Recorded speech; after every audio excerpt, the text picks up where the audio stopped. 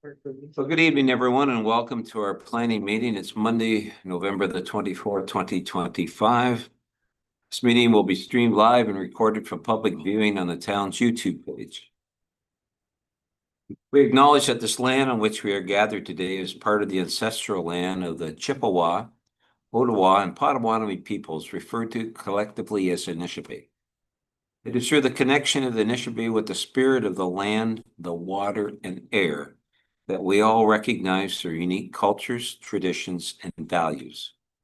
Together, as treaty people, we have a shared responsibility to act with respect for the environment that sustains all life, protecting the future for those generations to come. Council, I would remind you, if you have a pecuniary interest, to please declare it at the appropriate time. Clerk, we have no delegations that have been added to the agenda. Nothing's been added, Your Worship. Thank you. Okay, let's go to item 5.1.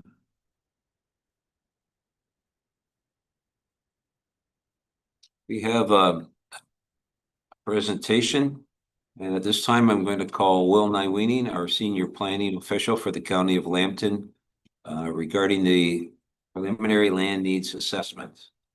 Nywening, floor is yours, please. Good evening, Mr. Mayor and Council. So at the County of Lambton, we are currently conducting an official plan review of the county official plan. Additional work is happening in the background, and that work will be brought forward in the new year in terms of public meetings and open houses. And the broader intention of the plan is to do a wholesale review of the policies to make sure that they're current with current legislation and provincial policy, and that they still reflect community goals and priorities. Another aspect of that is looking at whether or not there should be any changes in designation boundaries on our land use maps. So the background work to that aspect of it is growth projections and land needs assessments. So we have NPG Planning Solutions is the consultant that is overseeing the county official plan review. They have subcontracted a company called Metro Economics, who has taken the province's Ministry of Finance population projections for the county and has divided that up among municipalities based on the growth rates and building permit activity and such things within each municipality, and then has also converted that into other growth projections like employment rates and employment land needs and such things. And then another company, Parcel Economics, has been subcontracted by the consultant to look at the land needs associated with that population growth and expected growth in number of housing units and such things, and then to compare that to the land that is already designated and determine how much the existing supply of land supplies in terms of meeting those growth projections, and then whether or not there is a need to add more lands in each municipality. So that's the bigger picture. So we have Craig Ferguson from Parcel Economics with us to go through and explain the details of the numbers and how they apply here in Plympton-Wyoming. Thank you, Mr. Nywening. Mr. Ferguson, welcome. I guess if you were here, I would say the floor is now yours. Thank you, Your Worship, and members of council. I'd shared a presentation. I'm not sure if someone's going to share that on my behalf or if you want me to share it.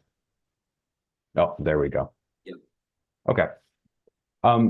So again, thanks for having me here this evening. As Will said, my name is Craig Ferguson. I'm a partner at Parcel Economics, and we completed the draft land needs assessment for Lambton County, which was released in late September of this year. So the purpose of the presentation today is to provide the preliminary results from that report and to gather input from municipalities, including Plympton-Wyoming.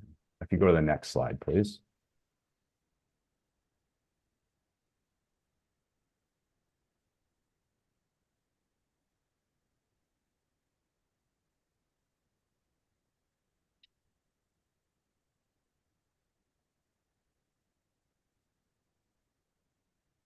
Perfect. Thank you. Appreciate that. So as Will mentioned, the purpose of the land needs assessment is to, in part, to extend the planning horizon for the county's official plan to the year 2051. So the provincial planning statement provides direction that municipalities have to plan for between 20 and 30-year horizons for land needs. And further to align those forecasts with the forecasts from the Ontario Ministry of Finance, as identified in the provincial planning statement. So as part of our land needs, we've used the Ministry of Finance forecast from October of 2024. I will note that just weeks prior to us releasing our report, updated projections were prepared in late August 2025. But for the purposes of the draft land needs assessment and what I'm presenting today, it's based on those October 2024 forecasts.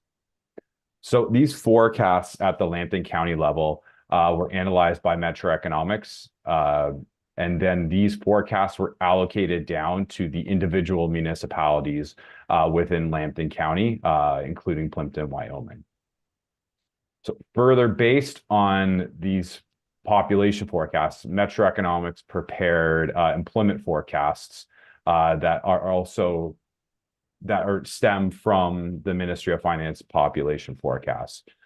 So after receiving those forecasts from Metro Economics, Parcel Economics went and allocated those forecasts down to the policy area, principally the urban centers and urban settlements within the various municipalities, including Plympton-Wyoming, with the intent of determining residential land needs, employment or industrial land needs, as well as commercial and institutional land needs within the various municipalities.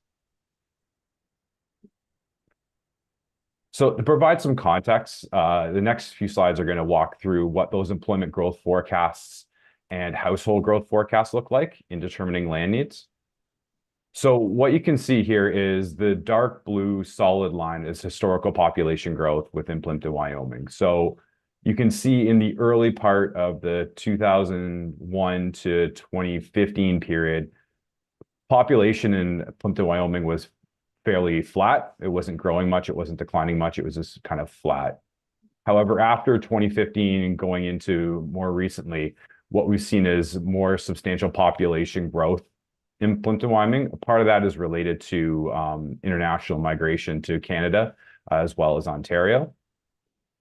So overall, between the period of 2001 and 2021, what we had is population in Plympton-Wyoming growing at an average annual rate of 0.7% per year. So the dashed line, dark blue line, shows what the population growth projections are. So this is taking the Lambton County population growth projections and then allocating that down to Plympton-Wyoming.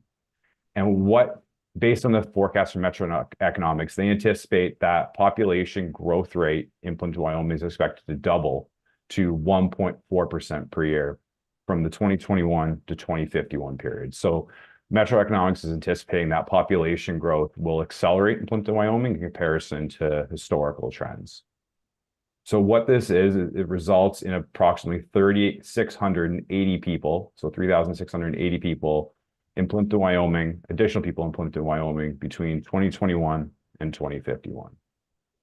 So the other important part to note here is the light blue bars on the bottom of the figure. So what this is Plympton-Wyoming's share of the population in Lambton County. So you can see going back to 2001, Plympton-Wyoming was approximately 5.8% of the population in Lambton County. This is expected to grow to 7.9% by the 2051-2056 period. So based on the forecast from Metro Economics, they anticipate that Plympton-Wyoming is going to grow at a faster rate in terms of population in comparison to Lambton County overall. Go to the next slide, please. So this slide details household growth forecasts, historical household growth and household growth forecasts within Plympton-Wyoming. So based on the forecast from Metro Economics, they anticipate 1,436 additional households in Plympton-Wyoming between 2021 and 2051. So to put this in context, so between the period of 2001 to 2021, Plympton-Wyoming added approximately 135 new households per year within the municipality. In terms of the forecast, so looking at the forecast from 2026 to 2051, forecast growth is around 200 additional units per year. So household growth is expected to accelerate in Plympton-Wyoming in comparison to historical trends. So I'll also note the big green bar in the middle, the 454 households added between 2021 and 2026. This was largely fueled by immigration. And because of lower immigration targets going forward for the foreseeable future, it's anticipated that household growth will decline in comparison to that strong period in 2021 to 2026, but still remain above historical trends.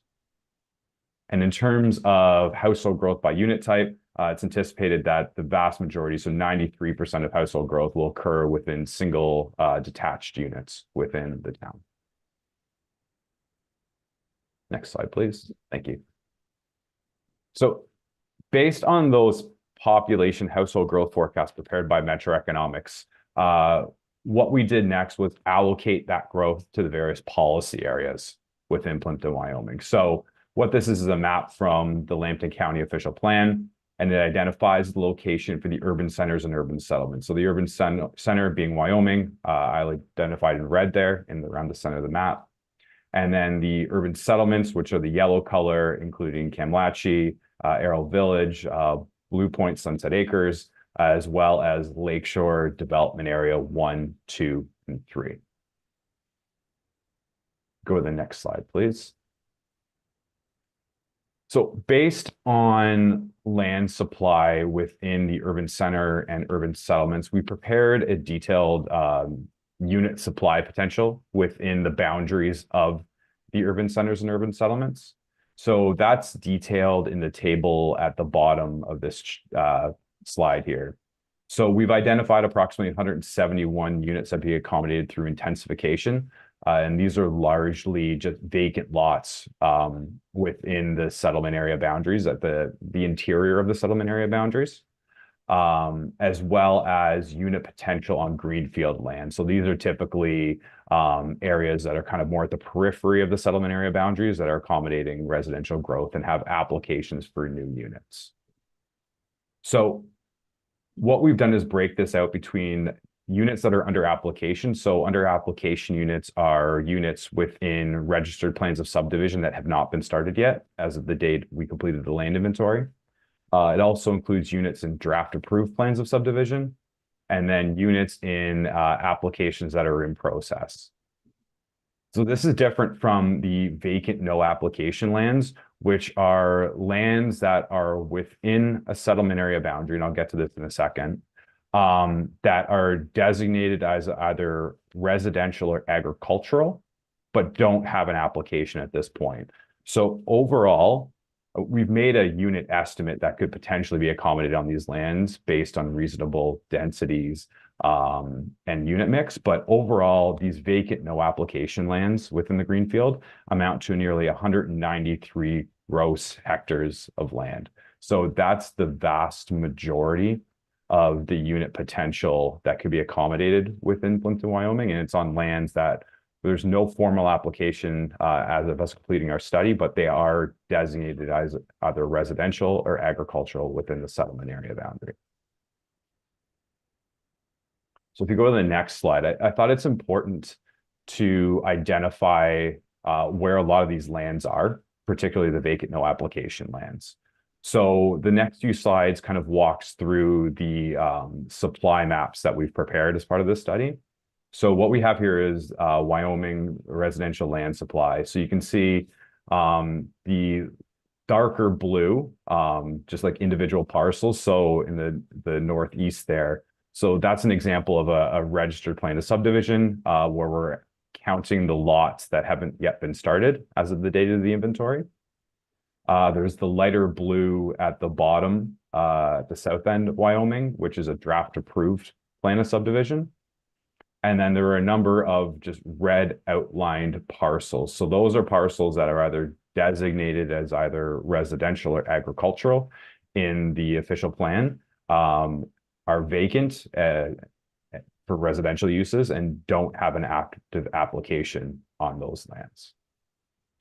So this is Wyoming. If we go to the next slide, we have Arrow Village, same idea. At the bottom, we have a registered plan of subdivision for the vacant lots that are left. I know it looks like that entire parcel down there is vacant right now, but it's just based on where the air photography is from, the date of the air photography.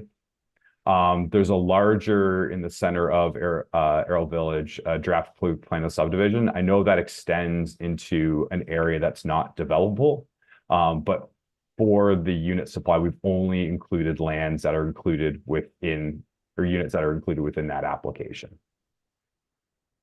Go to the next slide. Same idea for Kamlachie. There's a few registered plans of subdivision with unbuilt units on the west end. In the north end, there's a draft approved plan of subdivision, and there's a few smaller parcels that are designated as either agricultural or residential, and don't have an active application on them. So those are the vacant, no application lands as part of our supply. This slide is Blue Point Sunset Acres. Again, some individual lots that are vacant within registered plans of subdivision, as well as a larger draft approved plan. And then finally, the next slide is Lakeshore Development Area 1, 2, and 3. So you can see Lakeshore Development Area 1 includes a draft approved plan of subdivision, whereas Lakeshore Development Area 2 and 3, those are lands that are identified as within a settlement area, but they don't have an active application. And then one thing I should point out too, so Lakeshore Development Area 2, you can see in the bottom right-hand corner, there's an undevelopable portion. So we've excluded those lands from our calculation of developable area in terms of unit potential, because those are lands that can't be developed because they're either a woodlot, it's a natural heritage area, or they're within a floodplain. So if we go to the next slide, what we do here is we calculate the residential land needs in the municipality. So we can see our forecast of a 1,436 unit growth between 2021 and 2051. We haven't made an assumption for what we call unoccupied dwellings here, or seasonal units. So in some municipalities, there's growth in the number of seasonal units. So we add additional growth to that municipality to account for the fact that some of those units might not actually accommodate household growth because it's a cottage that's only occupied a portion of the time. But looking at trends in Plympton-Wyoming, there hasn't been growth necessarily in unoccupied dwellings or seasonal dwellings, so we haven't included that to increase the dwelling unit demand. So the other thing is, so we haven't allocated any growth to the rural area or the secondary settlement areas. And this is not to say that those areas won't grow. It's just, as part of the study, we're not anticipating expanding the boundaries of secondary settlement areas. So we haven't allocated growth to those areas. But if there are vacant lots of record within those areas, those could still proceed. So we're not taking away development rights. We're just not allocating additional growth to those secondary settlement areas or the rural area. Go to the next slide. So this is the calculation of land needs for the urban centers and urban settlements. So you can see at the top line, housing demand, we're allocating the full 1,436 units to the urban centers and urban settlements. Is largely comprised of single detached units.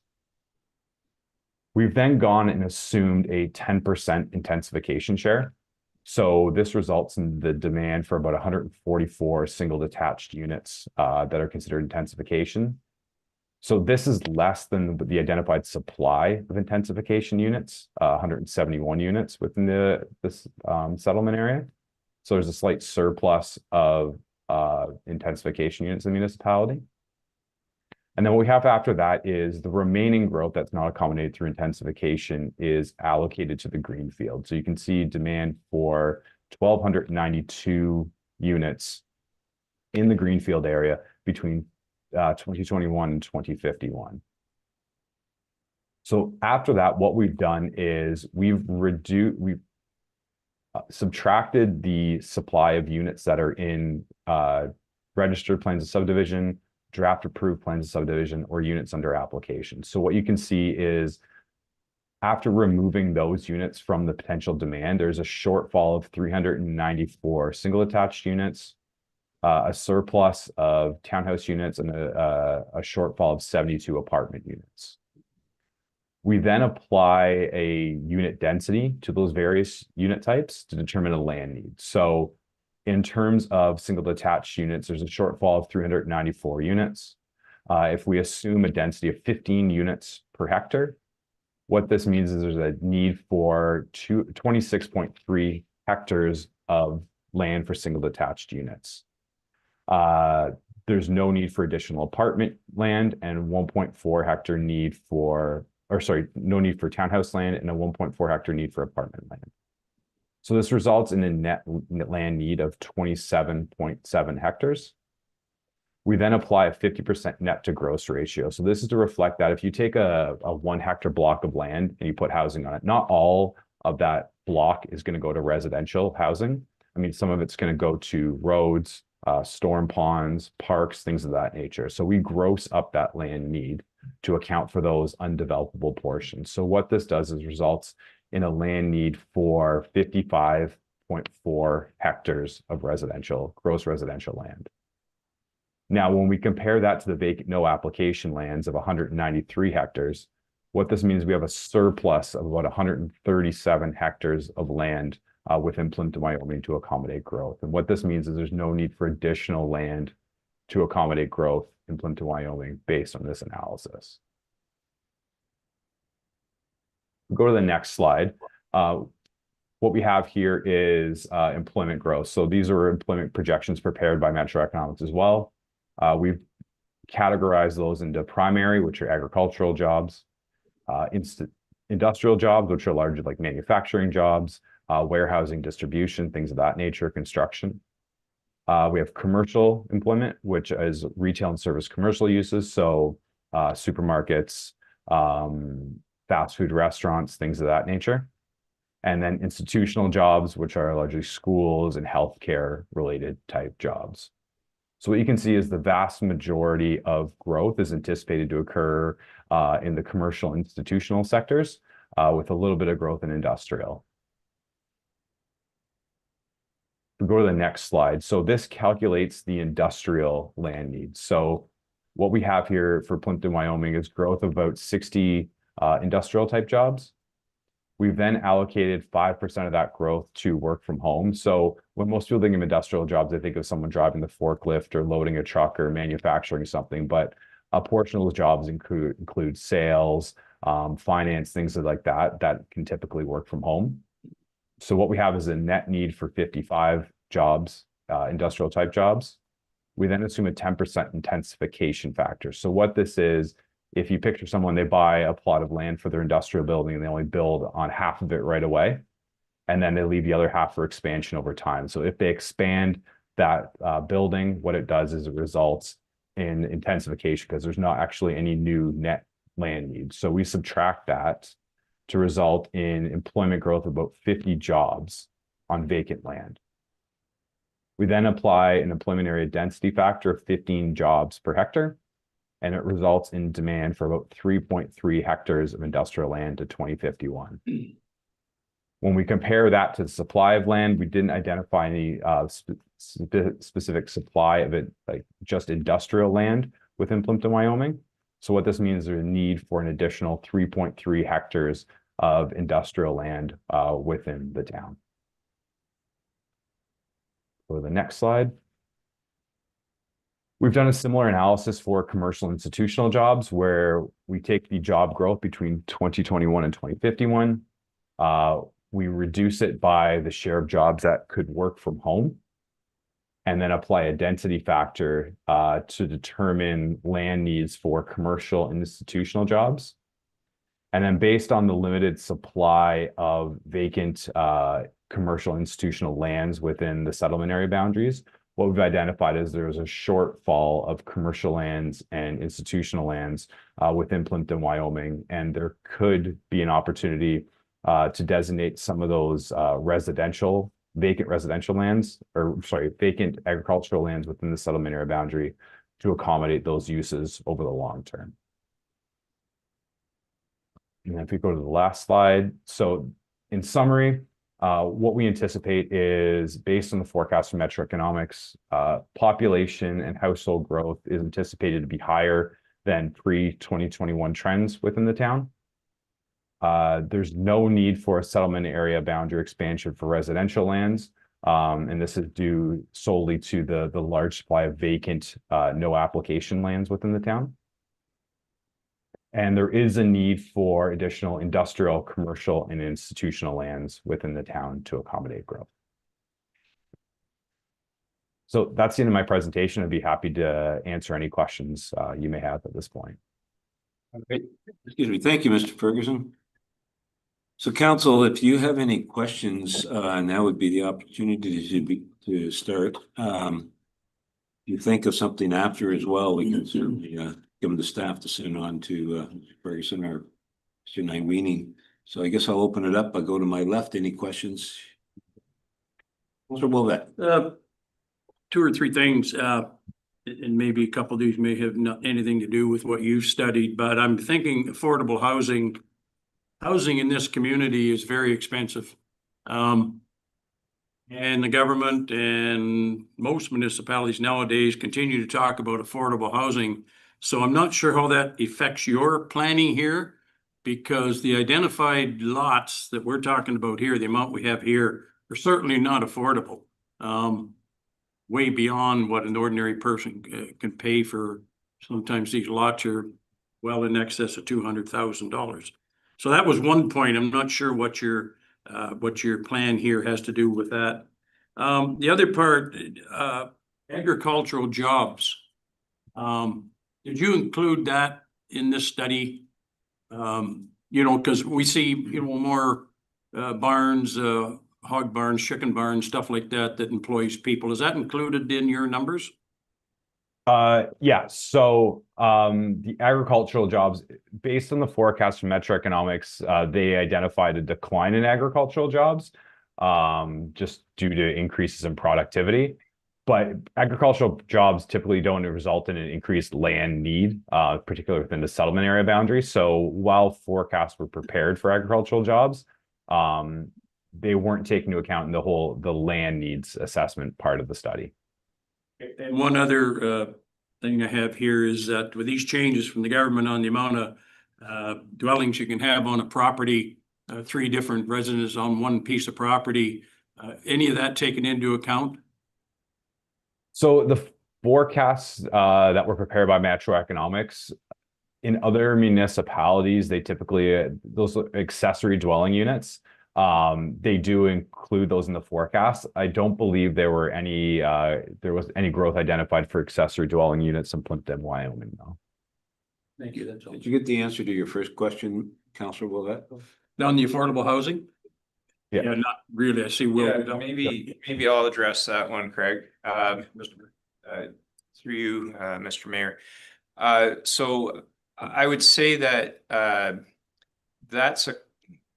that question about affordable housing is probably more a policy question as part of the county OP review, as opposed to specific numbers of land supply. So what Parcel Economics has done is identified the land supply that's available to provide units.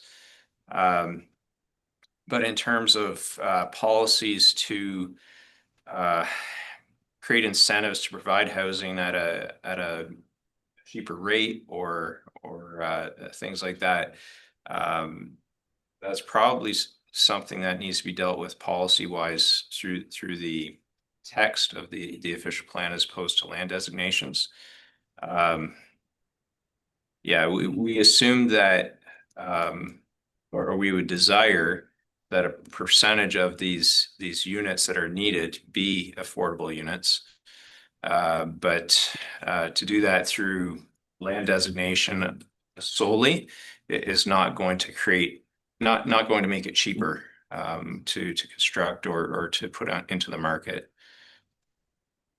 Yeah, because what I'd be looking at, like rather than you seeing all these fancy lots and these new subdivisions, which we have, you'd have smaller lots and I'm thinking ward type housing, wartime housing types like that, they can fit on smaller lots and a smaller stamp like that's, but I don't see anything in here that talks about affordability for future planning.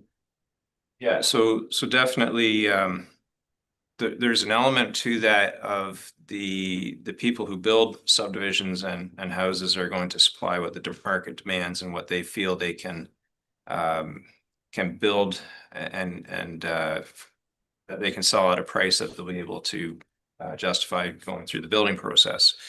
But I think from a policy perspective, we can definitely try to encourage when subdivisions come in to focus on some smaller sizes. And I do think we do see that in some areas with some developers that they are trying to offer smaller lot sizes or semi-detached units or townhouse units that do bring the construction and the land cost aspects of the cost of bringing it to market, bring those costs down to a point where the developer can offer that at a lower price point.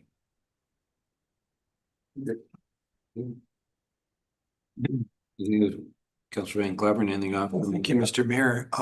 Appreciate presentation, Mr. Ferguson. You mentioned about the industrial land or the lack of it in Plympton-Wyoming.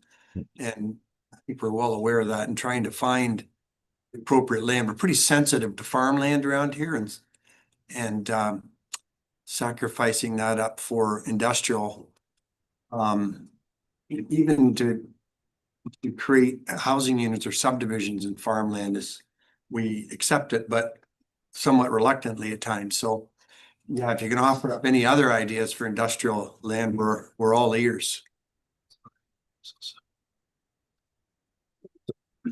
Through you, Mr. Mayor. So Will, I'm not sure if you want to handle that one because the point of the land use assessment study at this early stage is to kind of identify the pie or the envelope of what's needed.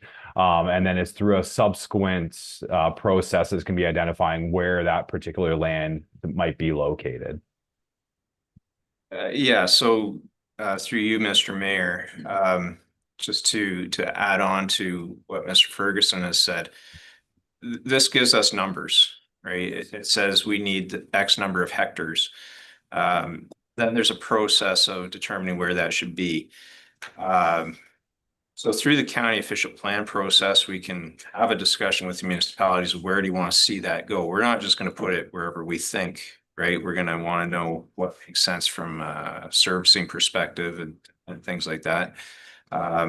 So that can be done as part of the county official plan review and adjusting those lines, or it can be set aside as just kind of a, we know that we can justify some additional land. And even though we haven't gone ahead and pre-designated that, we can wait as people come in, that maybe if somebody comes in and says, I would like to do this, then we know we have in our back pocket already done the justification to do that. And we can do that through a joint amendment to both the county OP and the local OP based on that individual, that proponent coming forward. Another comment I'll make is the provincial policy statement revised the definition of employment lands such that it's strictly lands where industrial uses are permitted. So you do have lands where industrial uses are permitted, but they're mixed commercial industrial or Reese's Corners policy area where there's other things other than just industrial uses permitted. So you do have lands where you could accommodate industrial uses, but they technically are not considered employment lands or industrial lands under the provincial policy statement, because you also would be willing to permit commercial uses on those lands. So that's an important aspect to understand as well. Thanks, Will. Mr. Mayor. Lovely. No, I don't have any questions. Just don't like them touching any agricultural lands. I just have to reiterate that, you know, just in case you haven't heard it. That's all. All right, thank you. Councillor Rodriguez? Yes, thank you. So the Lambton County present that you have posted for public review on the Lambton County website is geared towards the whole county, but in it spelled out some of the commercial areas. I'm just curious why we identified residential, but we didn't map out the commercial. Because when I was looking at the county one, it seemed to me you were missing a lot of commercial being identified in Plympton-Wyoming. Particularly in the Kamlaki area, and we just rezoned one area commercial over at Townsend and Shore as well. That wasn't identified. And then back to Mr. Councillor Wovet's statement about commercial operations on agricultural lands, why that wasn't identified. And you show a negative growth in that projected, but you don't take into account agri or value-added services either to help keep the balance of farmland and encourage commercial on those agricultural lands. I think it's probably the best balance for Plympton-Wyoming in particular, who is for the most part very protective of their agricultural lands, since we have plenty of vacant land for other uses. Yeah, I'm gonna let Craig jump in. I'll start with just some comments. So the commercial lands, yeah, that mapping was meant to show residential. The county official plan doesn't get into specific designations in terms of residential versus commercial versus institutional, industrial. It designates urban settlements or urban centers, and then local official plans divide up that land into residential, etc. Within those boundaries. So the county OP has not, that's by design, to give that flexibility to the local municipalities. But in terms of the commercial, the number of acres needed for commercial and institutional and things like that, perhaps Craig, you could address that. Yeah, absolutely. Through you, Mr. Mayor. So I'll go through, I just flipping through the report. So towards the end of the land needs assessment, we provided the mapping for commercial and institutional and industrial lands in the various municipalities. I didn't include it in the presentation today because there weren't many lands identified. But you can go to the end of that report, potentially find them. And if they're not in there, I can absolutely circulate that mapping to the town for the review and comment. Yes, that would be appreciated. Thank you. Because I did notice, because I did see it there, that some lands were not identified or missing from that. So it would be nice to have that. Okay. Yeah, and again, through you, Mr. Mayor, if it's a recent redesignation, it's possible we missed it for that reason. But again, we'll circulate those maps, and if there's any further comments, we can make revisions as necessary. Okay, and then my My other question was about the AGRA, value-added services on farmlands. Were those identified as well? And any projected growth? Were they identified as commercial, where they exist, and also the growth for those? Through you, Mr. Mayor, so I'll start with that. So I think the one aspect of that is, as Mr. Ferguson was saying, is a lot of those uses, when they become established, they're going into farm areas. They're either on-farm uses or they're uses that have the right to establish in an agricultural area based on a site-specific rezoning or things like that. So those are things that happen outside of the bounds of urban settlements. So in terms of land needs assessment, those would be a whole separate category from these items that are part of this assessment. Yeah, in theory, an agricultural related business could locate anywhere within the agricultural area. And the county official plan, what the provincial policy statement and the county official plan and your own official plan set out criteria for when a business can locate on an agricultural parcel. And in some cases, that's something that's allowed as of right by the zoning, and in other cases, it's allowed in principle in the policy, but would have to go through a site-specific rezoning just to review and make sure that it meets the applicable criteria. I mean, so when it comes to the residential zoning, anybody with residential zoning could come in and ask for a commercial designation. Is that correct? So when you were speaking to Reese's Corners about mixed use industrial, residential really could be considered residential or commercial if they so wanted to come in and apply for it. Yeah, so through you, Mr. Mayor. So these projections and the land needs accounting of the land needs reflects a point in time, a snapshot in time. And you are correct. County, we designate urban boundaries, and you within that area designate what you want to be residential and commercial. If you were to take a parcel and change it from one designation to another, it would change these numbers, yes. But there's nothing to prevent you from doing that. If you think it's a good land use decision to change an area that was intended to be commercial to residential or vice versa, you can do that. Your hands are not tied by these numbers. And one final question, if I may.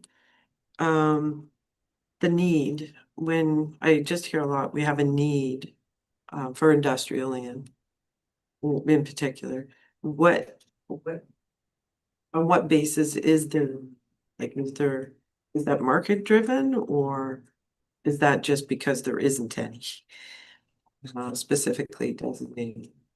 Yeah, so I'll try to answer this and I'll let Craig jump in if he thinks it would help. But I believe the province has some guidelines that spell out certain steps in doing the projections.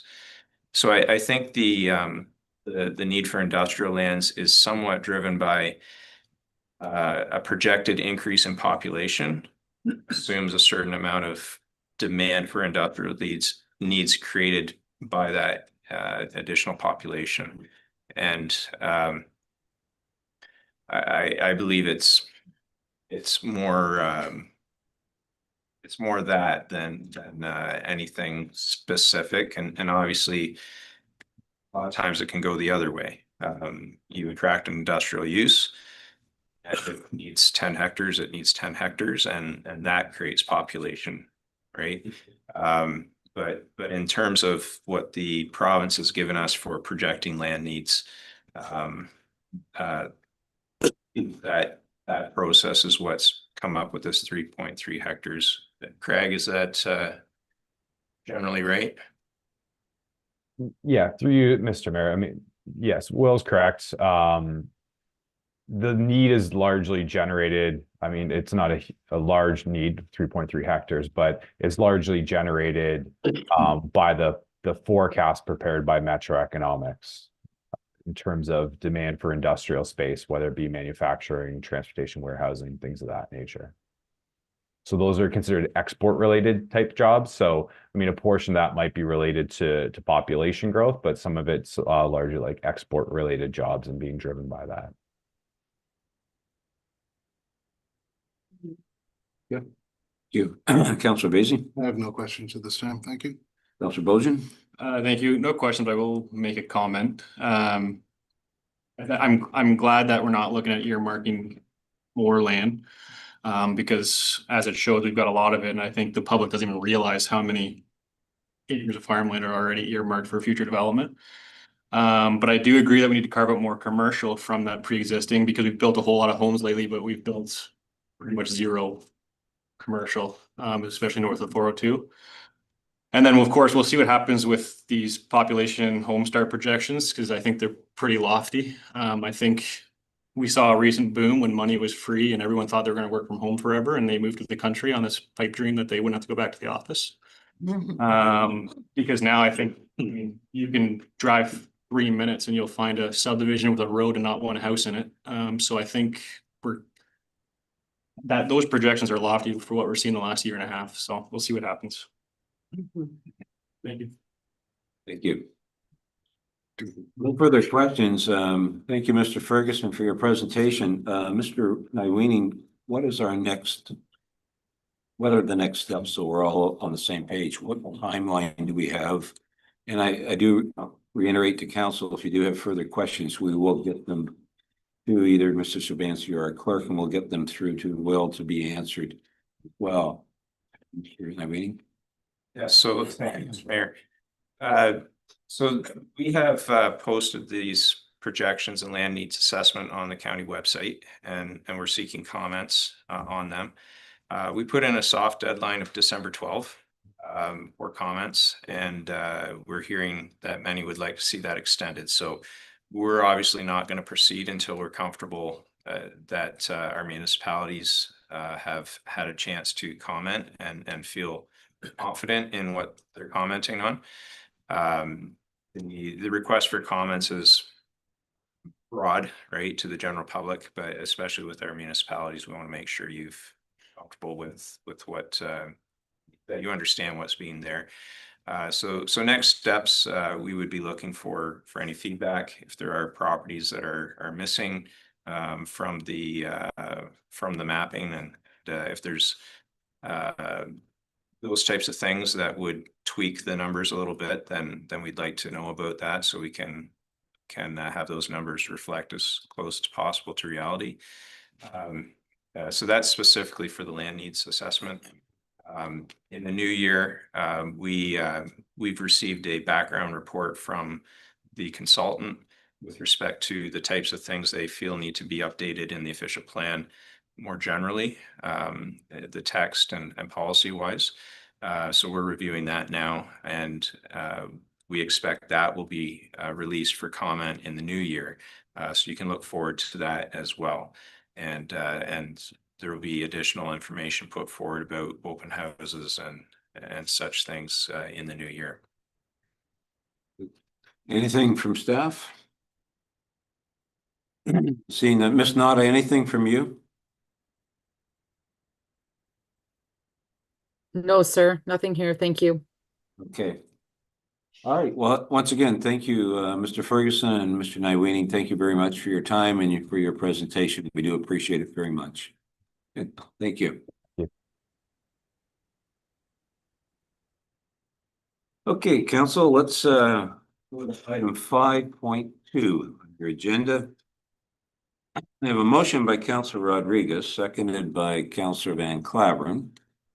It's relating to protecting local representation and watershed integrity. Request for the realignment of the Southern Lake Huron watershed boundary under Bill 68. Whereas the province of Ontario has introduced Bill 68, the Modernizing Ontario's Conservation Authorities Act, proposing sweeping changes to the structure governance, and boundaries of conservation authorities across Ontario. And whereas under the proposed framework, the Southern Lake Huron shoreline region, currently included in the jurisdiction of the SCRCA, is to be included within the Lake Erie regional boundary despite the area's natural hydrological and ecological connection to Lake Huron. And whereas the physical and environmental dynamics of Lake Huron, including shoreline processes, water quality influences, and ecosystems characteristics, significantly different from those of Lake Erie, making the proposed inclusion of Southern Lake Huron in the Lake Erie region inconsistent with sound watershed management principles. And whereas separating the Lake Huron shoreline watershed from the current SCRCA jurisdiction and aligning it with the Huron Superior regional boundary will maintain a cohesive shoreline management system that will provide a more logical and environmentally appropriate framework that respects existing watershed divides and supports effective, local informed environmental stewardship. And whereas the proposed changes raises concerns about the loss of local voice, representation, reduce or expirate local input on land use and resource management decisions, and that the potential to redistribute local assets without adequate consultation or clear local benefit. And whereas these changes may result in higher financial burdens on local taxpayers who may be required to support programs or infrastructure in distant jurisdictions with no direct benefit to their communities. And therefore be it resolved that the Council of the Town of Plympton-Wyoming respectfully requests that the Province of Ontario, Ministry of the Environment, Conservation and Parks reconsider the proposed boundary alignment and include the Southern Lake Huron shoreline area within the proposed Huron Superior region, ensuring boundaries align with natural watershed divisions, Lake Huron's unique environmental dynamics. And that the province undertakes meaningful consultation with affected municipalities, conservation authorities, and Indigenous communities prior to finalizing any boundary or governance changes. And that this resolution be submitted to the Environmental Registry of Ontario, ERO, as part of the public comment period for Bill 68 prior to December the 22nd, 2025. And that the copies of this resolution be forwarded to the Honorable Todd J. McCarthy, Minister of Environment, Robert Bailey, MPP for Sarnia-Lambton, Marilyn Gladue, MP for Sarnia, Lambton, Bajwang, the Association of Municipalities of Ontario, the affected conservation authorities, example, St. Clair Conservation Regional Authority, all municipalities and Indigenous communities within the Southern Lake Huron watershed region. Any questions? Councilor Wilbett. One thing that I see in all of this is just how quiet things are about this particular change. I mean, this is a big deal, going from 37 to 7. And yet, I haven't heard anything from the Indigenous people. I haven't heard anything from our provincial representative. Haven't heard diddly squat about any of it, except from our own representative. Like I say, this is a big deal. We'll lose, 30 CAOs and stuff like that, but it's just kind of quiet. Why don't we have our representative here telling us why they want to make these changes, why they want, like I said, it's a big deal. It's dealing with every municipality, not just Plympton-Wyoming. So I don't understand that part, but I can tell you, you don't hear anything on the radio, you don't hear anything anywhere other than from our own representative. So I have no issue with this because this is what we're talking about. Nobody else is talking about it that I've heard of.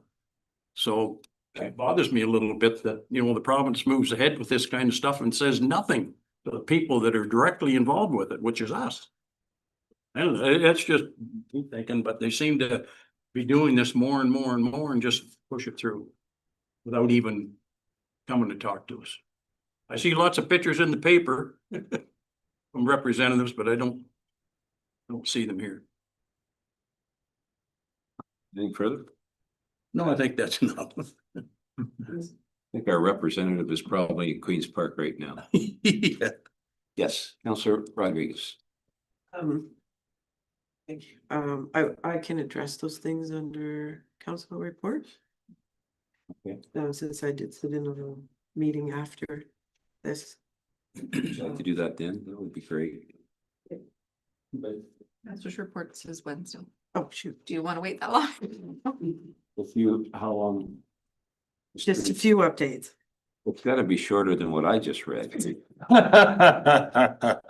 Really fast. If I can- You do this to me every time. Sorry. Go ahead. So there was a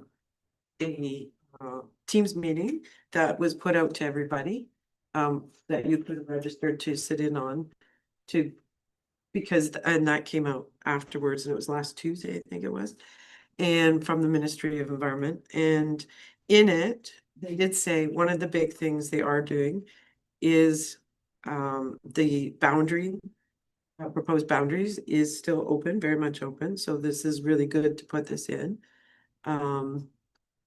Lambton Shores is a fine example of where they have currently a Sava Bayfield and St. Clair. They're breaking away part of St. Clair to go with Huron. But yet they didn't do that with Plympton-Wyoming, when clearly on the attached map, it is the watershed goes to Lake Huron portion, so it makes no sense why it would be because that's how they're basing the boundaries on watershed. So there's that. Source protection, which is a big one that the conservation authorities take care of. The director of source protection for the ministry, provincial government was pretty much spearheading this meeting, and she stated that it will need to be along with the new regional board. So it will also see some big changes. And those changes are to be determined. No increased provincial funding will happen. Feels that amalgamating the authorities, resources, relocation, elimination of staff, etc., will provide savings to municipalities. All assets currently with each local conservation will amalgamate to the new regional base setup. All local authority offices will remain open and operational. New board makeup is to be determined. One change was clear from that you fell up there. That there will not be more than one representative per municipality, for example. All it's to be determined still on how the boards will be made up. But currently the process is, so for example, with ours, Sarnia has 3 representatives due to the population size on the board. Chatham-Kent 2, Strathroy 2. So they're getting more seats at the table because of the bigger population. That will not happen anymore. He used the example of Hamilton, where they currently have 4 representing on a thing, and that is one thing that will not happen. The new online portal was referred to as One Window Service, is what it's called. No charge for the newly formed government agency oversight for the first 3 years to access this resources and portal. They will review efficiencies after the first 3 years that we're going to realize in cost savings to our taxpayers, and then they'll implement a charge based on those savings.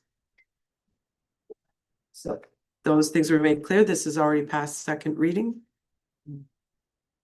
And as we know, the commenting period closes December 25th. So there was, the only things that were open to was the boards, how the agency will run, and the boundaries. Okay, thank you, Council. That's good. Councilor Baisey? Yes, thank you. I do find this a little lengthy. But the way it's written, I see it as we're asking for two things. And will it get lost if they agree with one and not the other? Like, I agree with the boundary thing, but we're also asking for representation. Like, if we lose one, do we lose them both, or should we split it and have 2 different? Divide and conquer. You know what I'm saying? Yeah. But, I agree with both of them, 100%. The boundary thing to me, like, it is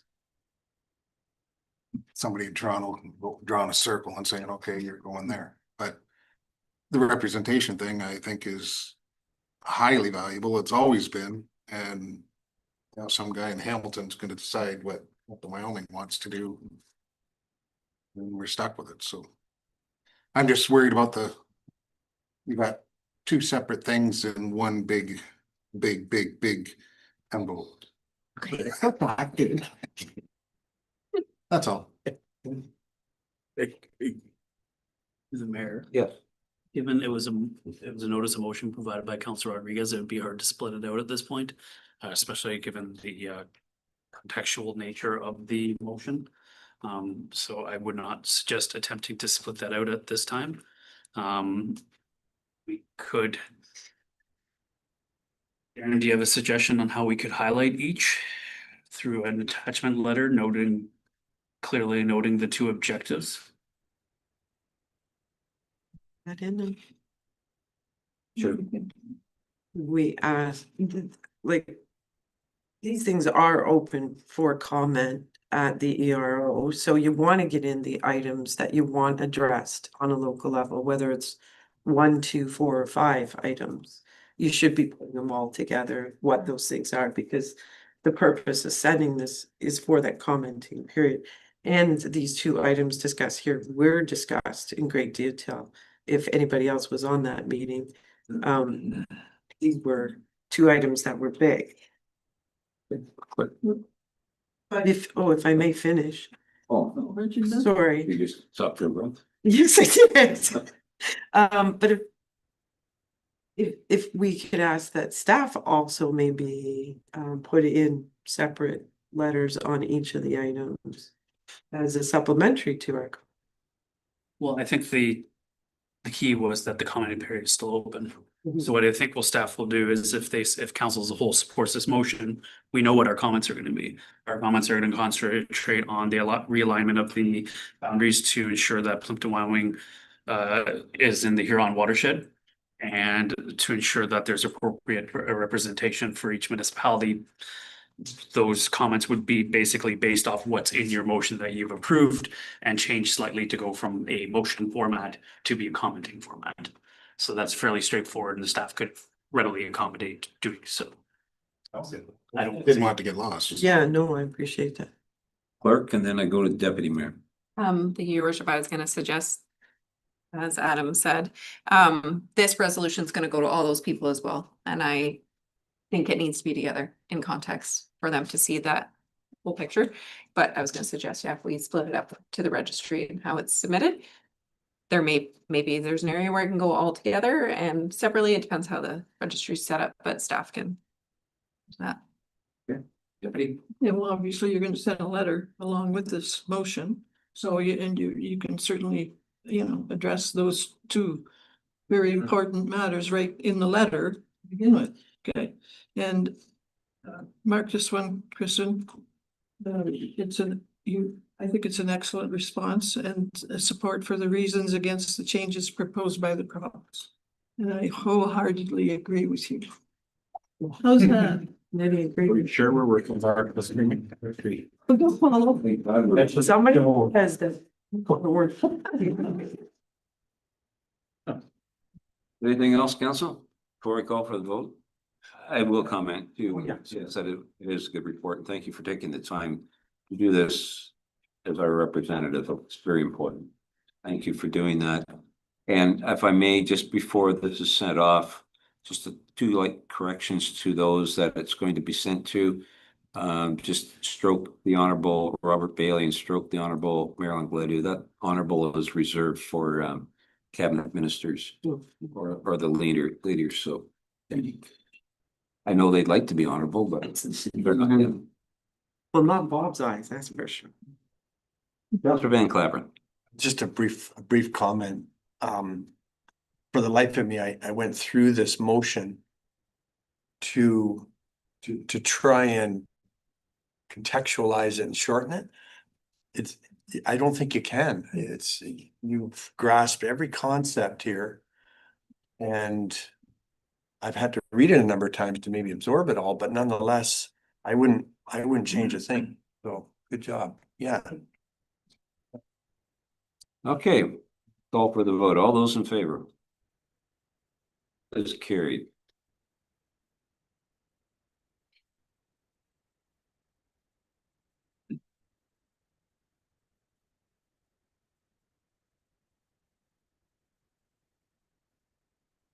Okay, council, let's go to item 6.1. I have a motion by Councillor Vaizey, seconded by Councillor Rodriguez, that the report by Maria Casarasi, Senior Planner, dated November 17th, 2025, regarding an interim control bylaw preventing the construction of cannabis cultivation and or production facilities in the town of Wyoming be received. Ms. Casarasi is with us. Is there anything you'd like to add to your report, Ms. Casarasi? Thank you, Your Worship. Okay. Council for questions. Councillor Bojan? Thank you, through you, or just for clarity's sake, so even though it's talked about in our OP, theoretically, this can override the OP if council wanted to do another prohibition or whatever it's called?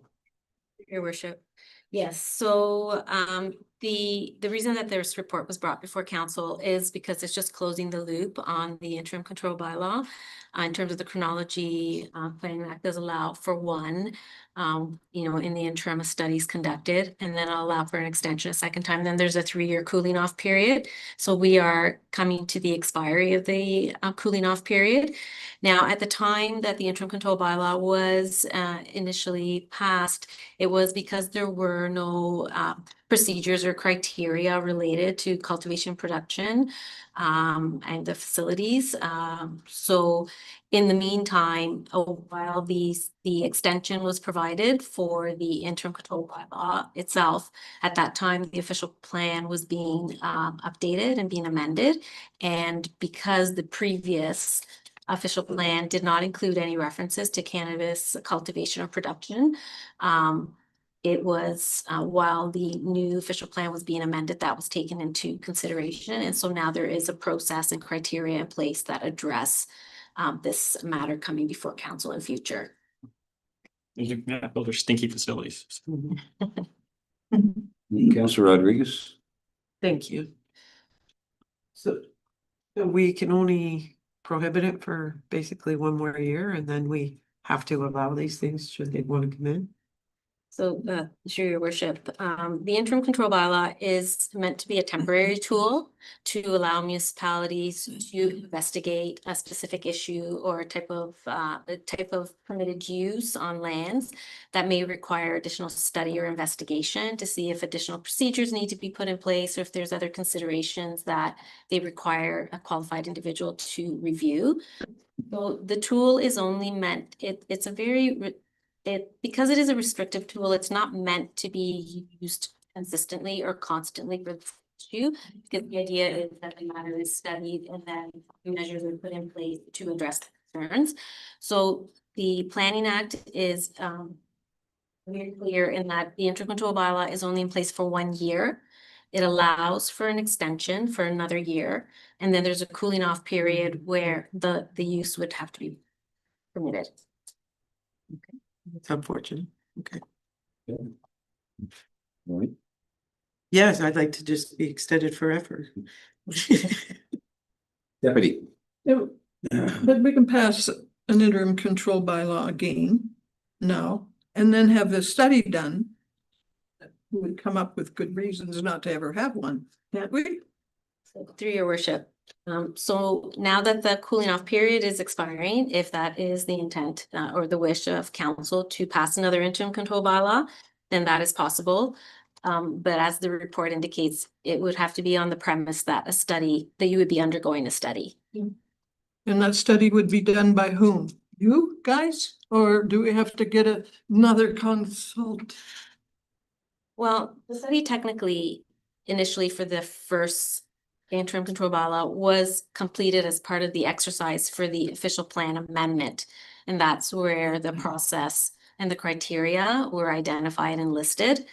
So that was done through a consultant at that time. Okay. Thank you. Councillor Van Claveren, anything for No you? questions for me, sir. Councillor Willett?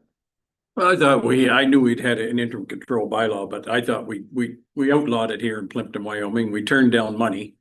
Forget how much money we turned down to allow it, but so what are you gonna study here? Like whose word are you gonna take for it? That's, this here is still a big topic in the US about cannabis and all this kind of stuff. And Some places completely condemn it, some places want it, and so who are we going to listen to if we spend a bunch of money on a study?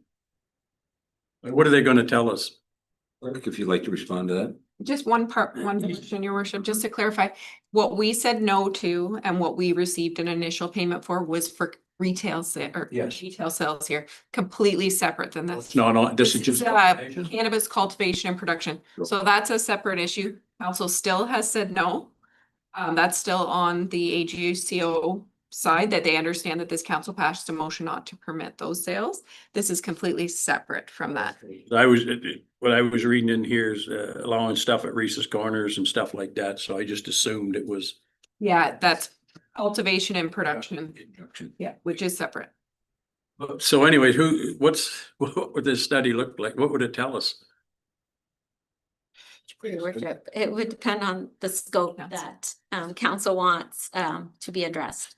So if council is okay with the provisions under your official plan, which allows cannabis production and growth facilities under certain criteria, then you would have to do nothing. But if you get a plant that comes in and applies and goes through the planning processes and they meet the OPA requirements, we've seen with other applications that meet our OPA, generally they go through, and if they don't, they go to LT and we're behind the eight ball. If this council as a whole feels that they are not a willing host for cannabis growth and production facilities, then you would pass the control bylaw and direct staff to commission a study to determine why we can't support it. And that study would then look to provide opportunity to amend the OPA to restrict cannabis facilities. But you have to be able to provide planning evidence that your facility is not a good fit for that. Yeah, okay. Councilor Rodriguez. So yes, so that right there, it's the planning justification why it shouldn't be, so that would be like vicinity to homes or things like that.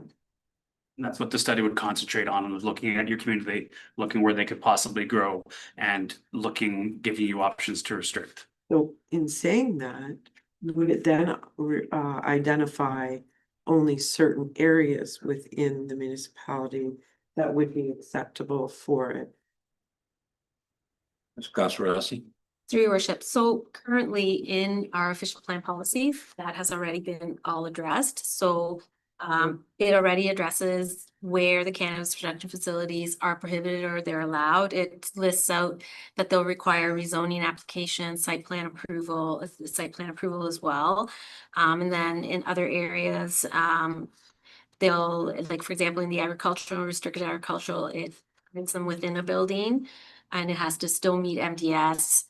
In all of those types of applications, it'll still have to conform with like the province's sensitive land use guidelines, noise, odor, wind, photometric analysis, servicing, including stormwater management, security plans, waste management plans, mitigation plans. All those types of things need to be addressed, and all that is listed and required as part of the criteria in the process currently outlined in the official plan. Previously, in the previous official plan prior to 2021, those things were not listed. It was cannabis production and facilities weren't even referenced at all. May I ask one more question? Yes. So we have different designations for agriculture. So we have prime, A1, A2, and specialty crops designations. So does cannabis fall under one of those designations, or is it allowed in? So we have, in terms of, we refer, like, the prime agricultural lands are included in the A1 zoned areas. So the cannabis production facility that's permitted within a building, it's permitted in the agricultural areas and restricted agricultural areas, so A1, A2. If we wanted to be more restrictive than what's in the official plan, that's why we would pass an intercultural bylaw and study how to go about further restricting them, correct?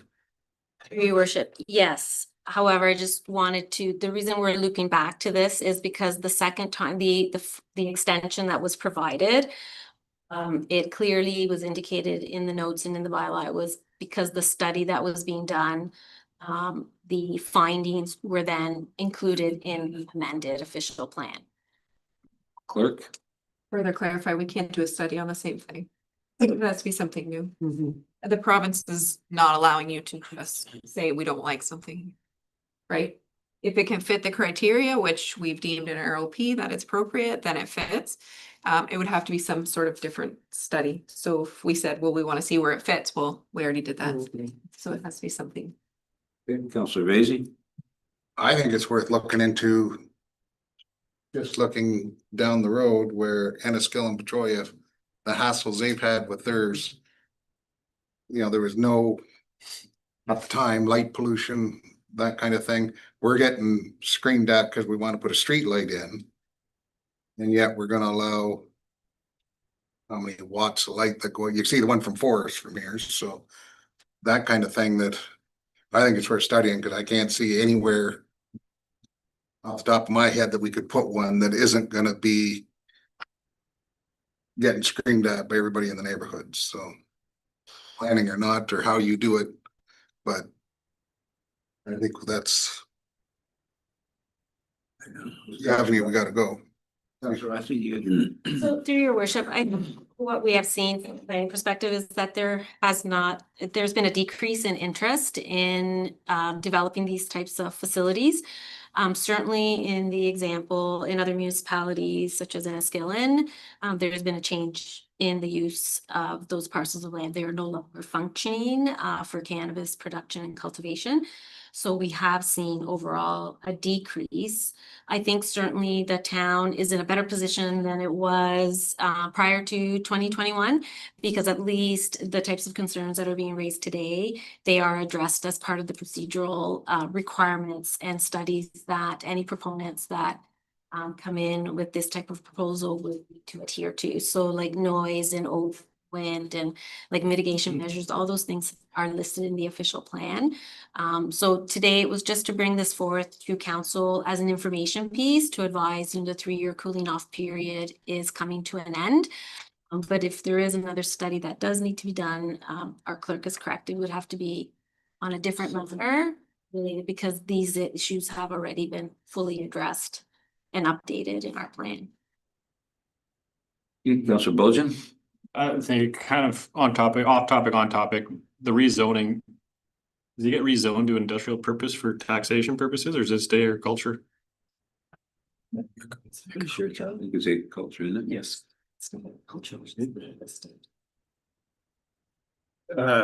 It depends on the situation. If it's grown inside of a facility that relies on artificial light and things like that, like an industrial style building, that would likely be in your industrial zone. But if it's grown in a greenhouse environment or a field crop, then that would remain in agricultural zoning. No further questions? I'll call for the vote. All those in favor? That was carried. To receive it. No, to extended interim. Just receive. Yes, it directly. Just received a report. Okay, Yeah, to that. yes, sure. Council in the future did want to direct staff to look at the restrictions and have staff bring it back a report on how to go about that, and a different motion would be required to do so. So whether that be today or any day in the future. Well, to comment on that, there's got to be a lot more information now than there was in 2021, when even our own neighbor municipalities to find out, what's good, what's bad. I mean, this is happening all over Ontario, so there's got to be some good information for staff to take a look at in preparing something like that. And I mean, you look at what our neighbors went through here, and I'm not even sure they resolved anything in the end. I don't know, what are they growing over there now? I have no idea. I think they actually had some of that stuff back in there. I don't know if they're cucumbers now or not. It'd be what you want. Yeah. Cucumbers. And when you debate agriculture, you're probably the agriculture part of it, you're gonna lose anyways, because they can basically grow what they want. So. They were over there now. I don't know. Somebody told me they took all the fences down. We're gonna grow out there now, so. Newcomers. Yeah. But they were all fenced, right, to 100 acres to, Took fence down. it's a, more information now is what I'm saying than it was in 2021. Like that day. Okay, I'm sure we'll be on page 3 of the Independent this week.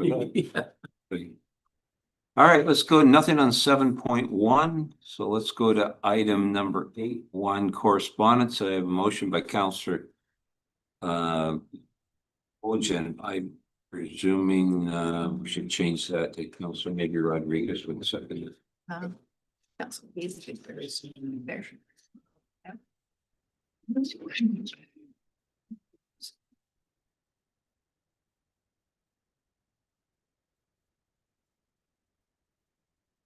Rodriguez. Moved by Counselor Bojan, second by Counselor Rodriguez. The correspondent suggests the following motion. Correspondence from the Wyoming Lions Club regarding the gazebo project be received and the council return the $10,000 site plan control agreement deposit and waive the $2,000 refundable building permit deposit. I believe Counselor Vasey and Counselor Wolbert are still in conflict of interest. That's 8.1, Bob. Okay. Yeah. Okay.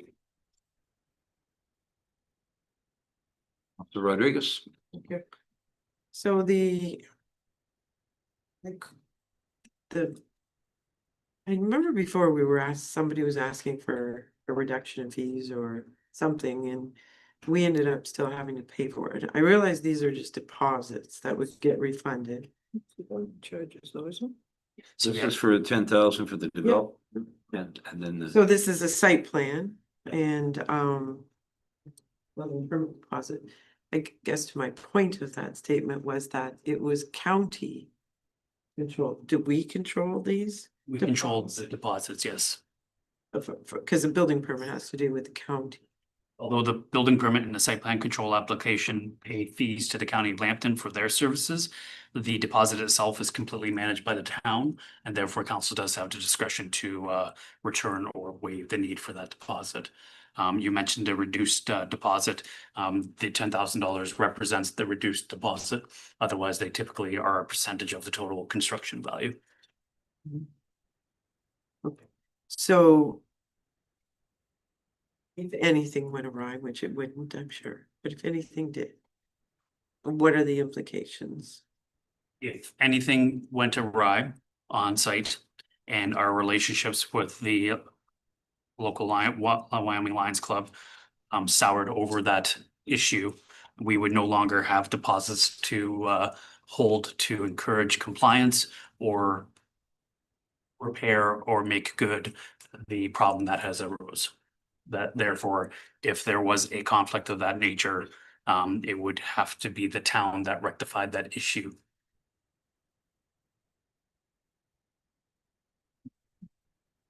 Bojan? Yeah, because I can't remember if we saw a drawing where they want to put this. It's not like they're gonna need to tear up sidewalks or anything. They're just putting up this gazebo. Right. Grass. It's not a gazebo as you'd picture at one of our parks. It's quite a industrious gazebo with structural steel. So they will be driving over our curbs and sidewalks to access the site. So yes, there is a potential for sidewalk and curb damage. At this time, they're not planning on removing any curbing, sidewalks, etc. All the services are going to be from within sight, so they're not digging in the roadway.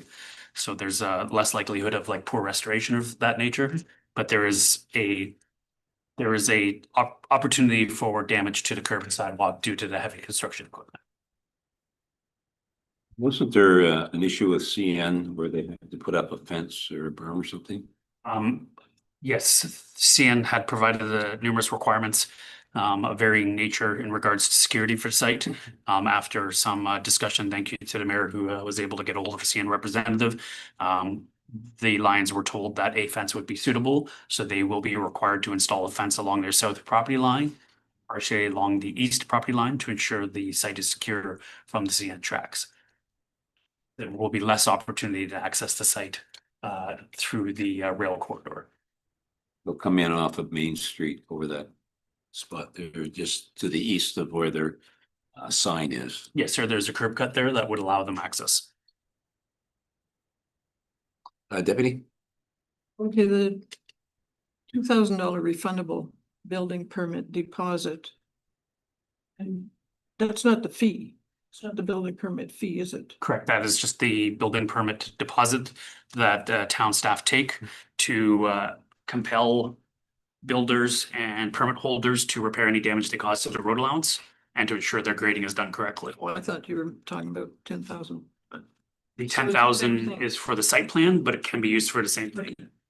Right, thank you. So Van Claveren, anything from you? Well, there's no denying their incredible work in our community, that's for sure. I just wonder if you don't really have an issue even with the refunds. I'm just wondering about the timing. The timing seems it could have been better, maybe. Not even sure what better timing would have been, but I think right out of the start, maybe, if they had made it their intentions known, because now they're digging in the spring and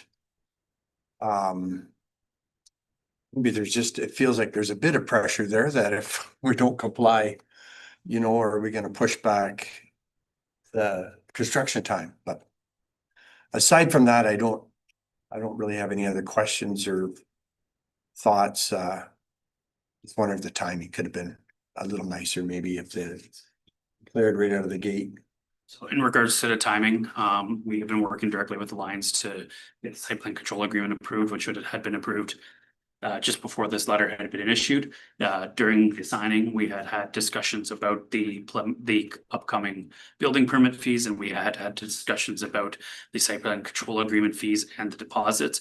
And they had asked about how to go about asking council to waive that. And that's when I mentioned that the application fees would have to be through a grant, hence what you'll see on Wednesday, and that a letter requesting the deposits would have to. And they accompanied the letter with the grant application. So. Fair enough. Okay, that's a good explanation. Thank you. Deputy? No, I'm going to get Oh, that. sorry, Councillor Boson. Thank you. Yeah, I think for me, I think in most cases, I wouldn't be comfortable doing this, but it's the Lions Club. We have a long history with them. They all live here. So if they damage a sidewalk, I'm pretty sure they'll be quick to fix it because they probably live right around the corner, or they go to that Wyoming Lions Hall every day. So I'm comfortable waiving it in this specific instance, knowing that long-standing history. It's people who live here and volunteer their time. That's fine. Anything further? Call for the vote. All those in favor? That is carried. Thanks, Adam.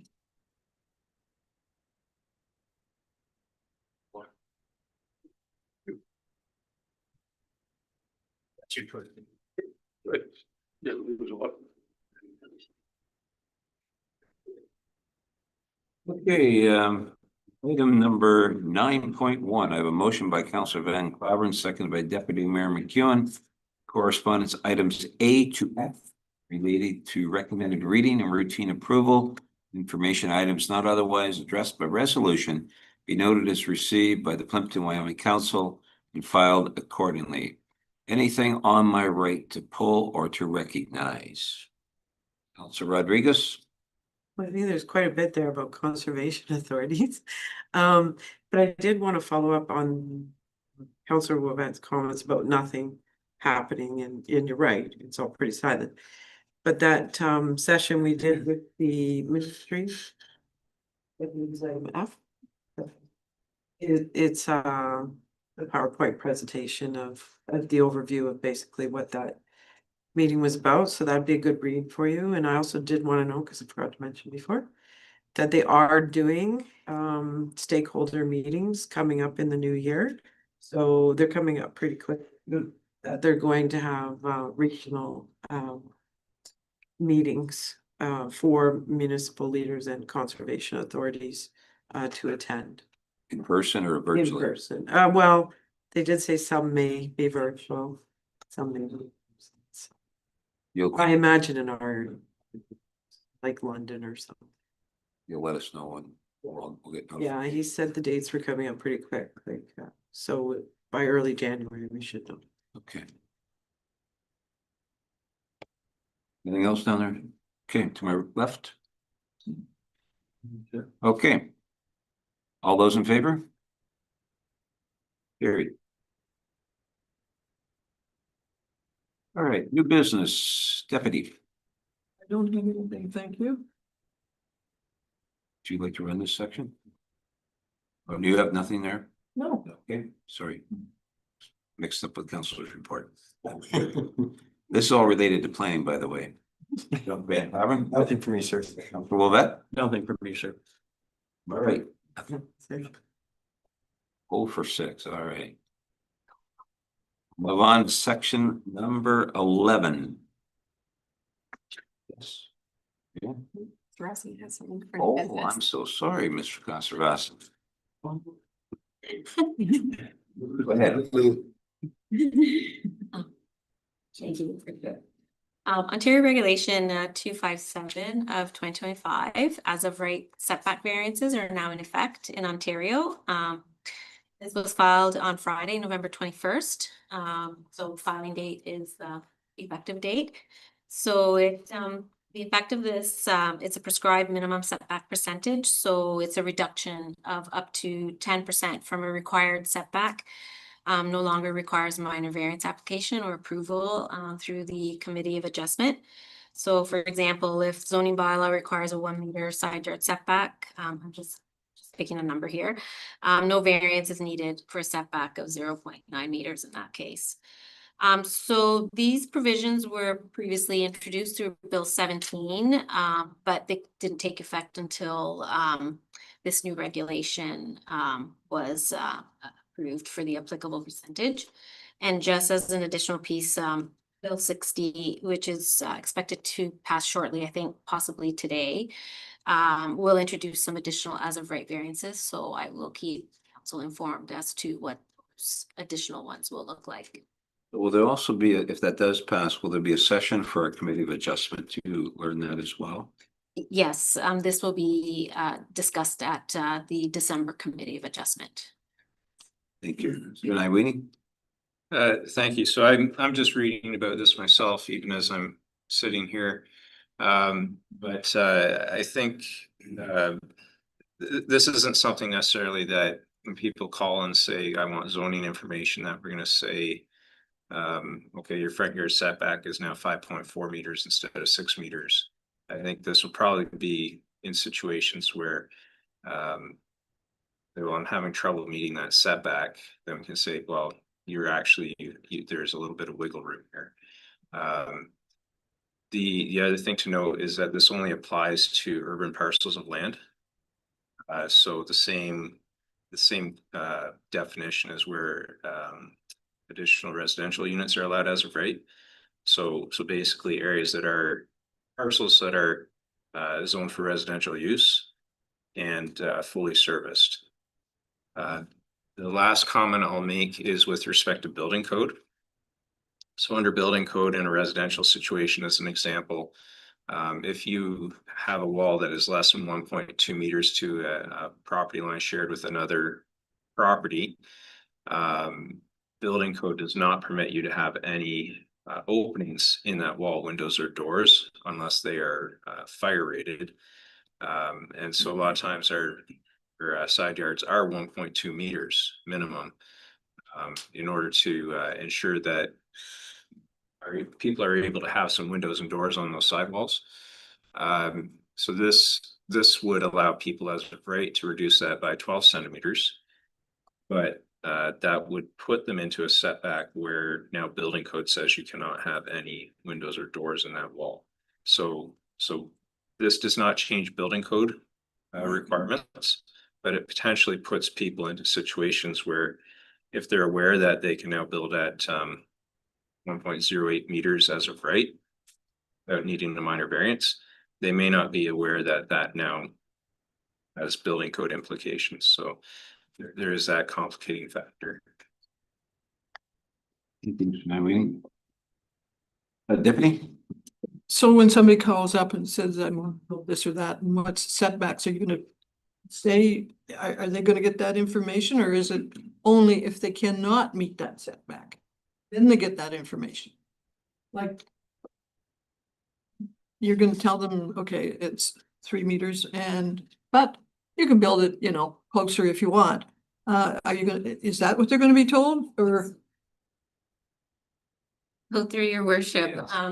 I think when inquiries come in, they'll usually tell us what it is that they're looking for. So if we have a situation where it's a rear yard setback, let's say it's 7 meters, and they're looking for something that's within the 10%, we would just tell them that as of right, they don't need to go through a planning process to recognize that. Tell them that beforehand or if they can't meet that 7 meters, okay? And I just think, why not change the friggin' zoning bylaw? Because Yeah, so through your worship, in terms of that, I think, I doesn't feel that there's a need to make that change in the zoning. I think we keep the zoning setbacks to what they are. And then as inquiries come in and people are looking, if it falls within that 10%, we can advise them of that legislatively they are entitled to that. But I still think we need to start with the standard that we require. And then that percentage could also change again with additional amendments through the Ontario regulations, so through legislation, so. Yes, through you, Mr. Mayor, if I may. I think when people come in and say, what are the zoning setbacks for my property? We tell them what's in the zoning bylaw.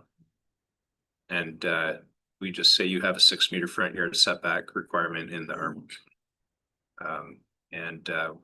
I don't think we advertise a 10% reduction until they identify that as a potential constraint.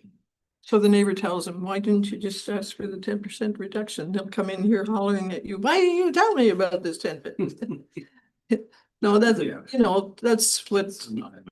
Yeah. Through you, Mr. Mayor, I think this is obviously something that's very new and we'll have to discuss it as staff. But obviously we're willing to do whatever council directs us in terms of how you want it dealt with in your municipality and for your inquiries. But my suspicion is that we will take that approach that I just said to just say these are the zoning requirements, and if there's a reason it becomes a problem, then I think we can let them know of that flexibility. Because ultimately, otherwise it becomes now your standard setback is 5.4 meters instead of 6, and everybody's saying, well, I need 5.